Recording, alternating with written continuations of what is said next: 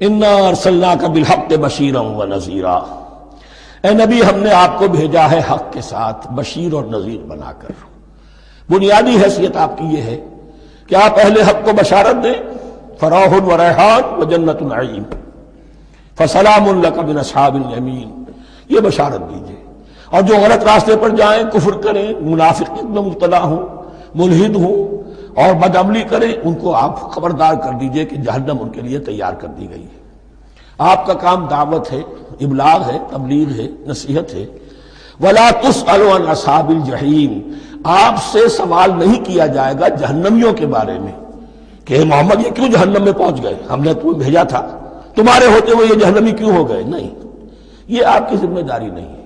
کون جنت میں جانا چاہتا ہے، کون جہنم میں جانا چاہتا ہے، یہ آدمی کا اپنا فیصلہ ہے۔ آپ کا کام ہے کہ حق کو واضح کر دیں، ہاں وضاحت میں کمی نہ رہ جائے، حق واضح ہو جائے، کوئی اشتباہ نہ ہو، بالکل مبرہن ہو جائے، واضح ہو جائے، بس یہ ذمہ داری آپ کی ہے، اس سے زیادہ نہیں۔ یہ مسئولیت جو ہوتی ہے، انسان اگر اپنی اصل مسئولیت سے زیادہ ذمہ داری اپنے سر پر ڈال لے تو اس سے بھی بہت بڑی بڑی گمراہیاں پیدا ہوتی ہیں۔ اور اس کا جو تذکرہ ہو رہا ہے بڑی گمراہی تو معاذ اللہ وہ تو ہمارے حوالے سے ہوتی ہے۔ ہمارے ہاں کی بہت سی جماعتیں جو ہیں اسی طرح کی غلطیوں کی وجہ سے وہ غلط راستوں پر پڑ گئی، پوری تحریکیں برباد ہو گئی۔ لیکن یہاں بھی حضور کا معاملہ کیا ہو رہا تھا کہ حضور چاہتے تھے کہ کسی طرح یہ علماء یہود ایمان لے آئیں۔ بہرحال حضور کے دل میں رغبت، آخر مکے میں آپ تھے تو دعائیں مانگتے تھے، اے اللہ عمرو ابن ہشام اور عمر ابن خطاب میں سے کسی ایک کو تو میری جھولی میں ڈال دے۔ تو اسی طرح کی دعا آپ نے کی ہوگی۔ فرمایا وَلَن تَرْضَىٰ عَنْكَ الْيَهُودُ وَلَا النَّصَارَىٰ حَتَّىٰ تَتَّبِعَ مِلَّتَهُمْ، اے نبی کسی مغالطے میں نہ رہیے، ہرگز راضی نہیں ہوں گے آپ سے نہ یہ یہودی اور نہ نصرانی جب تک کہ آپ پیروی نہ کریں ان کی ملت کی۔ لہذا امید منقطع کر لیجیے، اس لیے کہ زیادہ امید ہو تو مایوسی ہو جاتی ہے۔ اقبال نے بہت خوب کہا ہے بندہ مومن کے بارے میں، جس کی امیدیں قلیل، جس کے مقاصد جلیل۔ مقصد اونچا لیکن امید قلیل رکھیے، اللہ چاہے گا تو ہو جائے گا، نہیں چاہے گا تو میرا کام تو اپنی حد تک اپنا فرض ادا کر دینا ہے۔ اس سے زیادہ کی جو ہے خواہش اپنے دل میں پالیں گے، کسی اجلت پسندی میں گرفتار ہو جائیں گے، کہیں دائیں بائیں ہک اور کرک کے ذریعے سے کہیں پہنچنے کی کوشش کریں گے اور اپنے آپ کو بھی برباد کر لیں گے۔ لن ترضى عنك اليهود ولا النصارى حتى تتبع ملتهم قل ان هدى الله هو الهدى، کہہ دیجئے دیکھو ہدایت تو ہے اللہ کی ہدایت۔ وَلَئِنِ اتَّبَعْتَ أَهْوَاءَهُمْ، اور نبی آپ بھی کان کھول کر سن لیں، اگر آپ نے ان کی خواہشات کی پیروی کی، یہاں ہم جوڑ دیں گے الفاظ بالفرض، بفرض محال، اگر آپ نے ان کی خواہشات کی پیروی کی کہ کچھ چلو لے دو کر معاملہ کر لو، کچھ ان کی بات مانو، کچھ اپنی بات منوا لو۔ یہ مکے میں بھی قریش کی طرف سے بھی آیا تھا کہ کچھ اپنی بات منوا لیجئے، کچھ ہماری بات کمپرومائز کیجئے۔ اب ظاہر بات ہے کہ یہاں اب یہود کے ساتھ یہی معاملہ ہے۔ وَلَئِنِ اتَّبَعْتَ أَهْوَاءَهُمْ بَعْدَ الَّذِي جَاءَكَ مِنَ الْعِلْمِ مَا لَكَ مِنَ اللَّهِ مِنْ وَلِيٍّ وَلَا نَصِيرٍ، اور اگر بفرض محال آپ نے پیروی کی، ان کی خواہشات کی، اس کے بعد کہ آپ کے پاس علم آ چکا، تو نہیں ہوگا کوئی بھی اللہ کے مقابلے میں آپ کے لیے کوئی مددگار یا حمایتی۔ معاذ اللہ معاذ اللہ، حق کی تلوار بڑی ننگی ہے، اور یہاں اللہ کا عدل یہ فرد سے فرد تک بدلتا نہیں ہے، نہ امت سے امت کی طرف بدلے گا، قوم اور کسی اور قوم سے ایک معاملہ، کسی دوسری قوم سے کوئی اور معاملہ نہیں۔ اللہ کے اصول ہیں، اللہ کے قوانین ہیں، اس کی فطرت ہے، فطرت اللہ التی فطر الناس علیہا، پھر یہ کہ اس کی سنت ہے، لن تجد لسنت اللہ تحویلا ولن تجد لسنت اللہ تبدیلا۔ الذین آتیناہم الکتاب یتلونہ حق تلاوتہ، وہ لوگ کہ جنہیں ہم کتاب دیتے ہیں وہ اس کی تلاوت کرتے ہیں جیسا کہ اس کی تلاوت کا حق ہے۔ اس پر میں نے اپنے کتابچے میں بحث کی ہے، تلاوت کا اصل حق کیا ہے۔ مسلمانوں پر قرآن مجید کے حقوق نامی کتابچہ، اب یہاں پہ تفصیل سے بیان کرنے کا وقت نہیں ہے، لیکن ایک بات جان لیجئے کہ تلاوت کا لفظ جو قرآن کے لیے قرآن نے اختیار کیا، یہ بڑا ذو معنیین ہے۔ تلا یتلو ہم اسے بھی کہتے ہیں پڑھنا، اور تلا یتلو کسی کے پیچھے پیچھے چلنے کو کہتے ہیں۔ والشمس وضحاها والقمر اذا تلاها، سورج کے بعد پیچھے آتا ہے چاند۔ تو یتلو کے معنی کیا ہے؟ when you are reading the book you are following the text۔ بعض لوگوں کو دیکھا ہوگا انگلی ان کی چلتی ہے ساتھ ساتھ، وہ بیچارے زیادہ ماہر نہیں ہیں تو تاکہ نگاہ ادھر سے ادھر نہ ہو جائے، ایک سطر سے دوسری سطر پر نہ پہنچ جائے، انگلی بھی ساتھ ساتھ پھیرتے ہیں، تو فالوئنگ دی ٹیکسٹ۔ لیکن اس تلاوت کا اصل حق کیا ہوگا؟ جب آپ اس کتاب کو فالو کریں، اسے اپنا امام بنائیں، اس کے پیچھے چلیں، اس کا اتباع کریں، اس کی پیروی کریں، جس کی کہ دعا ہم کرتے ہیں وَاجْعَلْهُ لَنَا إِمَامًا وَنُورًا وَهُدًى وَرَحْمَةً۔ تو اللہ تو بنائے گا ہمارا امام اس کو اسی وقت جب کہ ہم فیصلہ کر لیں کہ ہم اس کتاب کے پیچھے چلیں گے۔ الَّذِينَ آتَيْنَاهُمُ الْكِتَابَ يَتْلُونَهُ حَقَّ تِلَاوَتِهِ أُولَٰئِكَ يُؤْمِنُونَ بِهِ، جو اللہ کی کتاب کی تلاوت کا حق ادا کرے اور اس کی پیروی بھی کرے، وہی ہیں جو اس پر ایمان رکھتے ہیں۔ جو نہ تلاوت کا حق رکھتے ہوں ادا کریں، نہ پیروی کریں، وہ دعویٰ کریں کہ ہمارا ایمان ہے تورات پر اور کتاب پر، تو یہ دعویٰ جو ہے جھوٹا دعویٰ ہے۔ میں وہ حدیث آپ کو سنا چکا ہوں، ما آمن بالقرآن من استحل محارمہ، جس شخص نے قرآن کی کسی حرام کردہ شے کو اپنے لیے حلال کر لیا، اس کا قرآن پر کوئی ایمان نہیں۔ وَمَن يَكْفُرْ بِهِ فَأُولَٰئِكَ هُمُ الْخَاسِرُونَ، اور جو اس کا کفر کرے گا تو وہی لوگ ہیں خسارے میں رہنے والے۔ اب وہ بریکٹ بند ہو رہی ہے، وہ آیت کے جو چھٹے رکوع کے شروع میں آئی تھی دوبارہ آ گئی جوں کی توں، یا بنی اسرائیل اذکروا نعمتی التی انعمت علیکم وانی فضلتکم علی العالمین۔ یہ ترتیب ذہن میں رکھیے۔ اور دوسری آیت بھی جو کہ تو صرف یہ ہے کہ ترتیب تھوڑی سی بدلی ہے، بریکٹ یوں بناتے ہو تو اس کی چونچ ادھر ہوتی ہے تو اس کی چونچ ادھر ہوتی ہے، تو اسی طریقے سے ذہن میں رکھیے کہ دوسری آیت کی ترتیب تھوڑی سی بدل دی، درمیانی، اور وہ بھی درمیان میں چونچ والا معاملہ جو ہوتا ہے۔ وَاتَّقُوا يَوْمًا لَا تَجْزِي نَفْسٌ عَن نَفْسٍ شَيْئًا، یہ تو جو کہ تو وہی ہے، ڈرو اس دن سے جس دن کوئی جان کسی دوسری جان کے کام نہ آ سکے گی۔ وَلَا يُقْبَلُ مِنْهَا عَدْلٌ، وہاں کیا تھا وَلَا يُقْبَلُ مِنْهَا شَفَاعَةٌ، یہاں کیا آیا وَلَا يُقْبَلُ مِنْهَا عَدْلٌ، نہ اس سے کوئی فدیہ قبول کیا جائے گا۔ وَلَا تَنفَعُهَا شَفَاعَةٌ، یہ شفاعت بعد میں لے آئے، عدل پہلے لے آئے، وہاں شفاعت پہلے ہے، عدل بعد میں، بس یہ تبدیلی ہے۔ وَلَا هُمْ يُنصَرُونَ، اور یہ پھر جو کا تو وہی جو پہلی آیت میں تھا، جو چھٹے رکوع کی دوسری آیت ختم ہوئی، نہیں انہیں کوئی مدد مل سکے گی۔ یہ جو حصہ تھا جو تقریباً 10 رکوعوں پر مشتمل تھا، سورہ بقرہ کے 18 رکوع کہ جن میں روح سخن ہے سابقہ امت مسلمہ کی طرف، 4 رکوع بڑے عموم کے حامل تھے، لیکن بین السطور وہاں بھی اشارے موجود تھے، روح سخن جو تھا وہ بنی اسرائیل کی طرف۔ 10 رکوعوں میں صراحت کے ساتھ ساری گفتگو انہی سے ہے، الا یہ کہ ایک جگہ مسلمانوں سے خطاب کر لیا، کچھ آخر میں اہل مکہ کا تذکرہ بھی ہو گیا۔ اب اس کے بعد ذکر شروع ہو رہا ہے حضرت ابراہیم علیہ السلام کا۔ وہ بات سمجھ لیجئے کہ کیا وجہ ہے اس کی۔ دیکھیے حضرت ابراہیم کی نسل کی یہ 2 شاخیں چلی، ویسے تو 3 ہیں، عام طور پر لوگوں کے علم میں ہے کہ 2 بیویاں تھیں، حضرت ہاجرہ سے حضرت اسماعیل پیدا ہوئے، بڑے تھے، حضرت سارہ سے حضرت اسحاق، ان کے بیٹے یعقوب، یعقوب کے 12 بیٹے بنی اسرائیل۔ حضرت اسماعیل کو حضرت ابراہیم نے آباد کیا خانہ کعبہ کے پاس لا کر، بواد غیر ذی زرع، تو وہاں یہ جو ایک نسل چلی۔ لیکن نبوت جو ہے حضرت ابراہیم کے بعد حضرت اسماعیل کو تو ملی، اس کے بعد مسلسل یوں سمجھیے کہ تقریباً 3000 کا فصل ہے سالوں کا کہ کوئی نبوت اس شاخ میں نہیں آئی۔ نبوت کا سلسلہ چلا دوسری شاخ میں، حضرت یعقوب، حضرت اسحاق، حضرت یعقوب، حضرت یوسف، چلتے جائیے، اور پھر حضرت موسیٰ اور عیسیٰ سے شروع ہو کر حضرت موسیٰ اور ہارون سے شروع ہو کر حضرت عیسیٰ اور یحییٰ تک 1400 برس مسلسل۔ اگرچہ تیسری شاخ بھی تھی، بنو قطورہ کہلاتے، تیسری اہلیہ آپ کی تھی قطورہ، بنی قطورہ میں سے ان کی اولاد بڑی کثیر تھی، ان میں سے ایک مدین تھے، مدین یا مدیان، ان میں حضرت شعیب کی بعثت ہوئی تھی۔ حضرت شعیب بھی حضرت ابراہیم کی نسل میں سے ہیں، لیکن بنی مدیان میں سے۔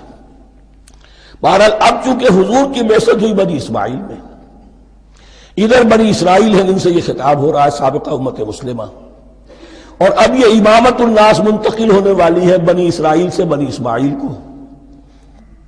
تو اب اگر اس انتقال کے وقت نقل اگر وہ جو کامن فیکٹر ہے اس کا تذکرہ کیا جائے تو بات آسان ہو جائے گی. ابراہیم ہی تو جد امجد ہے نا تمہارے، تم یعقوب کی اولاد ہو ٹھیک ہے، لیکن یعقوب کس کے بیٹے تھے؟ اسحاق کس کے بیٹے تھے؟ ابراہیم کے. تو یہ دوسری نسل بھی تو ابراہیم ہی کی ہے. اس حوالے سے ان کے لیے سہل بنایا جا رہا ہے کہ بات کو سمجھو. یہ صرف یہ ہے کہ دو پیڑھی اوپر جا کر مل گئے اور لانا خیر سنا. اور حضرت ابراہیم نے خانہ کعبہ کی تعمیر کی اور اسے اب مرکز بنانا ہے اہل توحید کا. لہذا یہ ساری گفتگو اب شروع ہو رہی ہے. 4 رکوع اب وہ ہیں 15 سے شروع ہو کر 18 تک جن کا اصل مضمون ہے تحویل قبلہ. وَإِذِ ابْتَلَىٰ إِبْرَاهِيمَ رَبُّهُ بِكَلِمَاتٍ فَأَتَمَّهُنَّ، اور ذرا یاد کرو جب ابراہیم کو آزمایا اس کے رب نے بہت سی باتوں میں. میرا ایک کتاب چاہے حضرت ابراہیم کی شخصیت پر، حج اور عید الاضحیٰ اور ان کی اصل روح، اور اس میں ایک تحریر ہے ایک تقریر ہے. جو تحریر ہے وہ مجھے بہت پسند ہے کہ کیسے کیسے امتحان آئے ہیں حضرت ابراہیم علیہ السلام پر. فَأَتَمَّهُنَّ، اب یہ ایک جملے میں ایک پوری داستان ہے. اس نے ان سب کو پورا کیا، سب میں پاس ہو گیا، ہر امتحان سے کامیابی کے ساتھ with flying colors ہر امتحان سے نکلے. قال انی جاعلک للناس اماما، تب ہم نے کہا اے ابراہیم اب میں تمہیں نوع انسانی کا امام بنانے والا ہوں. قال ومن ذریتی، انہوں نے کہا اور میری نسل کے بارے میں بھی یہ وعدہ ہے کہ نہیں؟ قال لا ینال عہد الظالمین، فرمایا میرا یہ عہد ظالموں سے متعلق نہیں ہوگا.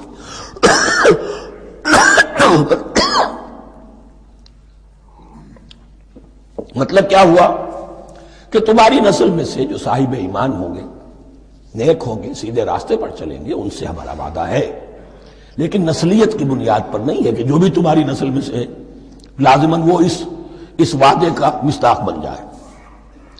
وَإِذْ جَعَلْنَا الْبَيْتَ مَثَابَةً لِلنَّاسِ وَأَمْنًا، اور یاد کرو جب کہ ہم نے گھر کو، اپنے گھر کو، بیت اللہ کو قرار دے دیا لوگوں کے لیے زیارت کی جگہ، لوٹ کے آنے، لوٹ کر آؤ، حج کرو. مَثَابَةً لِلنَّاسِ وَأَمْنًا، اور اسے امن کا گھر قرار دے دیا.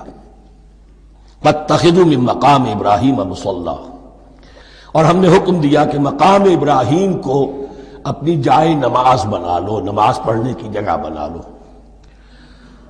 آج کل تو بعض علماء نے یہ کہا ہے کہ مقام ابراہیم سے مراد کوئی خاص پتھر نہیں ہے، بلکہ اصل میں وہ تو پوری جگہ جو تھی وہ مقام ابراہیم، حضرت ابراہیم وہاں آباد ہوئے تھے.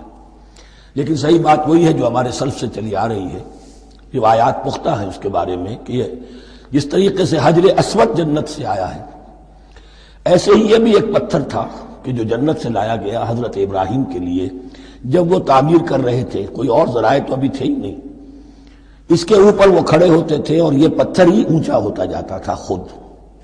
اب جیسے جیسے تعمیر اوپر جا رہی ہے تو اس کے لیے یہ پتھر اونچا ہوتا تھا. وہ پتھر ہے جو مقام ابراہیم اب بھی محفوظ ہے، اور وہاں پر پھر طواف کر کے کعبے کا مکمل، پھر اس کے آس پاس جو ہے 2 رکعت جو ہے وہ ادا کی جاتی ہے نماز.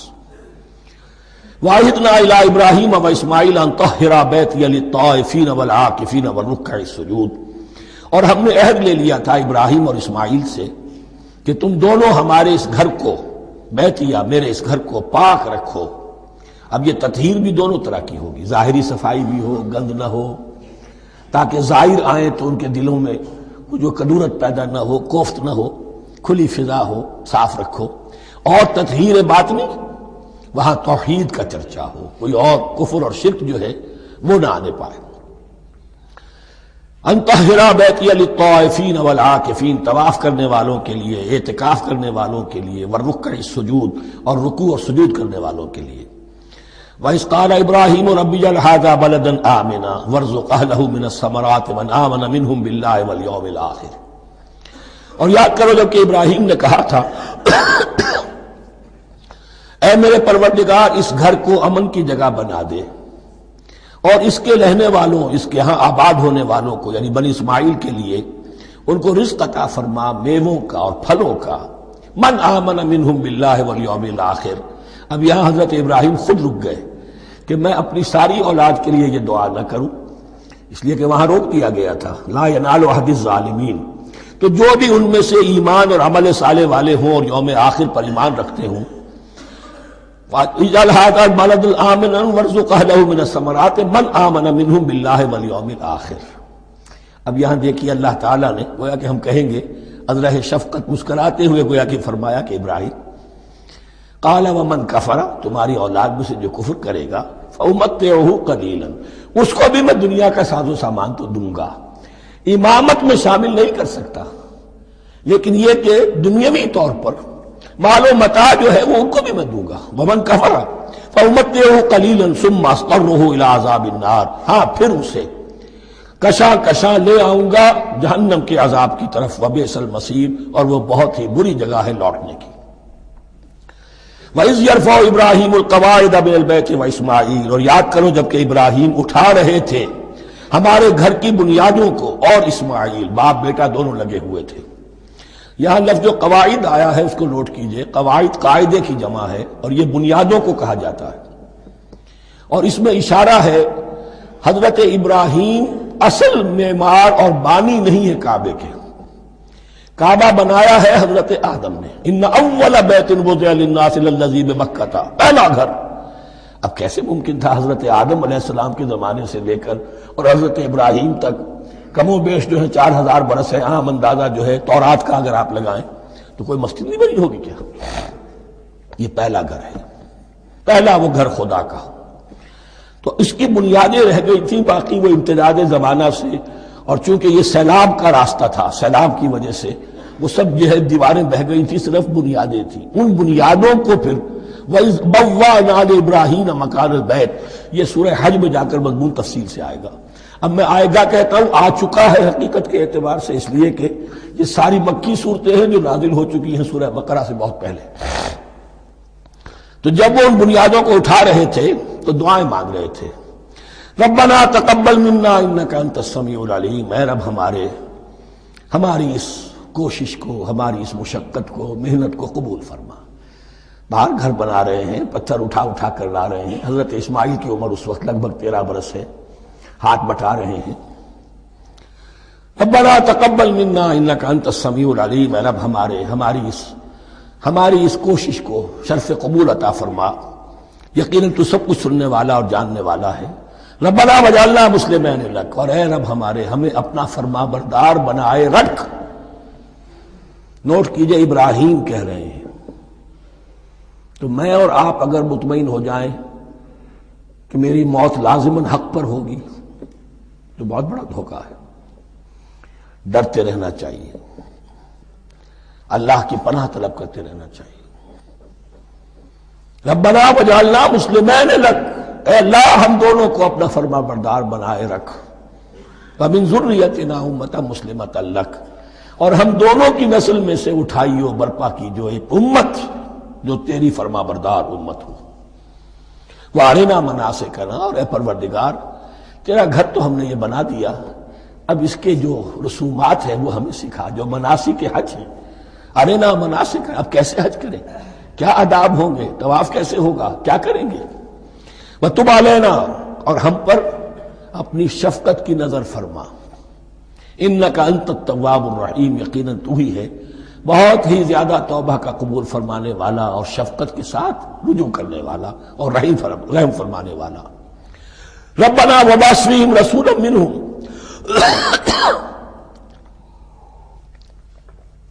اور اے ہمارے پروردگار ہماری اس نسل میں، اب چونکہ ہماری نسل مراد ہے بنی اسماعیل، بنی اسرائیل اسماعیل کی نسل میں سے تو نہیں ہے نا، یہاں دونوں کی نسل سے مراد ہے تو وہ بنی اسماعیل۔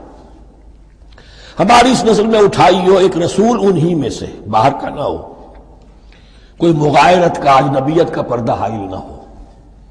وہ کیا کرے، یتلو علیہم آیاتک، تیری آیات ان کو پڑھ کر سنائے، وَيُعَلِّمُهُمُ الْكِتَابَ وَالْحِکْمَةَ، اور صرف سنائے نہیں، تعلیم دے انہیں کتاب اور